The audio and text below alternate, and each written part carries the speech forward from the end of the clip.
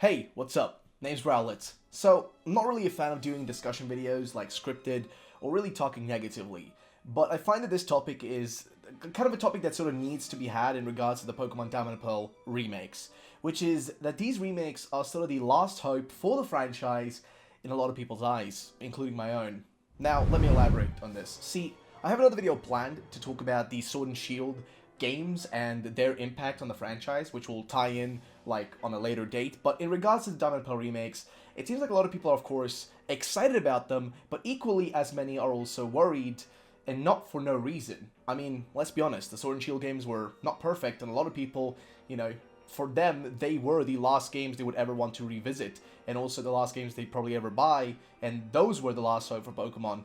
Even some who thought the games would be great and even defended them did lose some of their faith in Pokemon after actually playing them. Now, Pokemon itself is in a good place today, so let's get talking.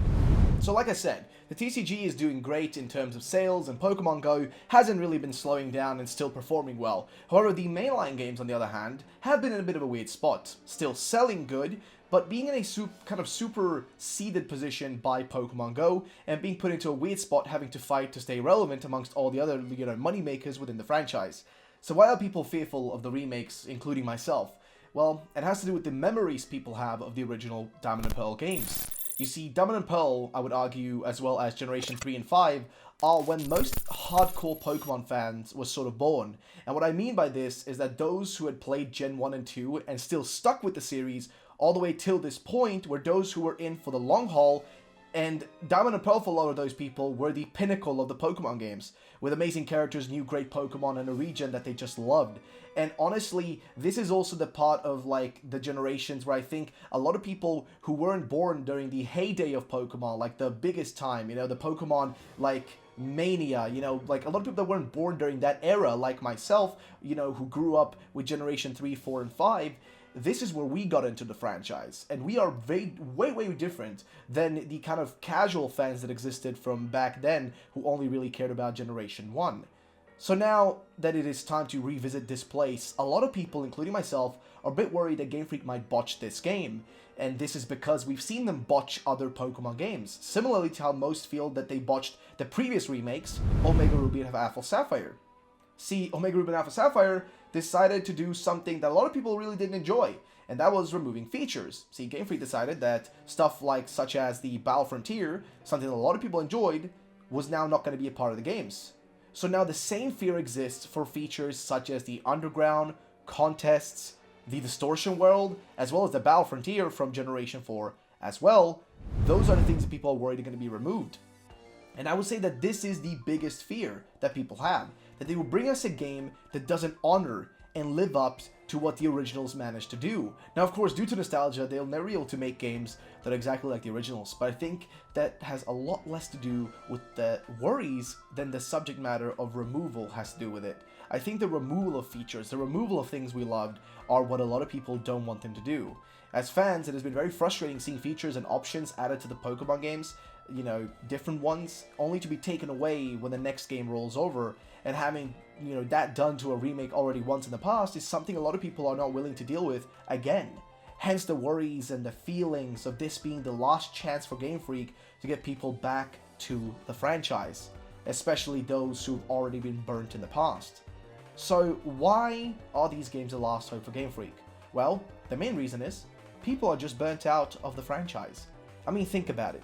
It's been 25 years of Pokemon, and a lot of fans are getting kinda old and kinda tired of the franchise, constantly going and getting worse and worse, and doing things that, shouldn't be done, and things that they don't want to see the franchise do, and the direction they're going with it.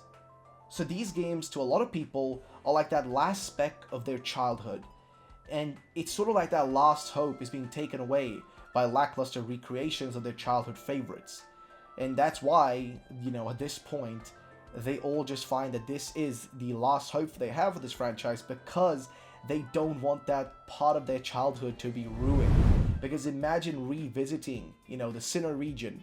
You revisit it in the Sinnoh remakes, and there is no Underground that you enjoyed playing in, when you were younger. There is no Distortion World that you also explored in your childhood.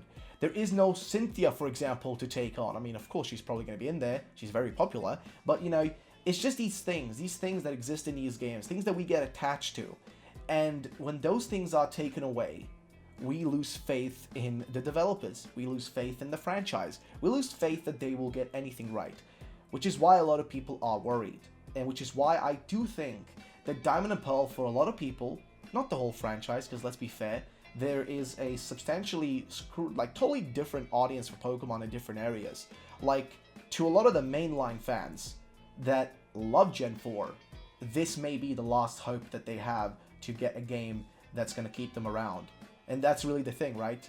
This might be the last opportunity for that, but does that mean Pokemon's going to stop, being successful and all that? No.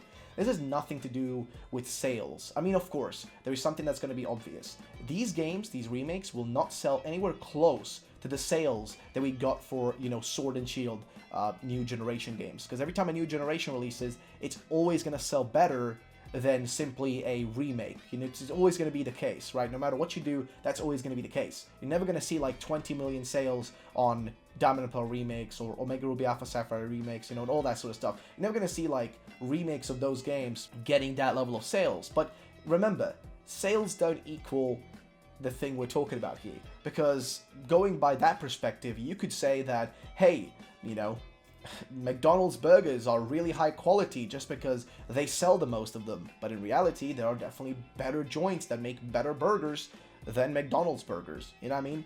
Like, it's kind of the same idea I'm trying to get across here, is that basically Pokemon in this situation, to a lot of people, need to deliver a game that lives up to the memories they had as, children playing through these games. And I think a big part of that is delivering a game that doesn't look awful. I don't even think graphics matter that much. Just a game that's, well, in 3D, which it definitely will be.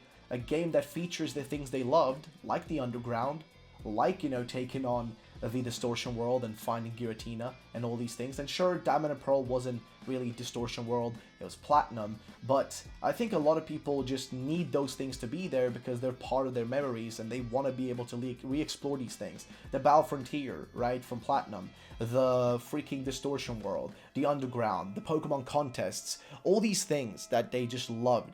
They want to see these things return, and I think that is the most important factor here. These things need to return, or a lot of people that don't see these things return will just realize at that point that, hey, they burnt me with Omega Ruby Alpha Sapphire. They burnt me with Sword and Shield, Let's Go Pikachu, Let's Go Eevee, Sun and Moon. I think it's time to move on and just stop with Pokemon. And that's the thing, right? That's where the lost hope comes in. That feeling of like, they burnt me enough, I'm kind of done with this, I can enjoy something else. And that's where I feel like these games need to do well. For myself as well, I'm gonna be honest, Pokemon, I've been with this franchise since Generation 3 personally, and I've loved it. All that time, I've loved the franchise. But man, it gets harder and harder each year when they keep making mistakes that they really shouldn't be making.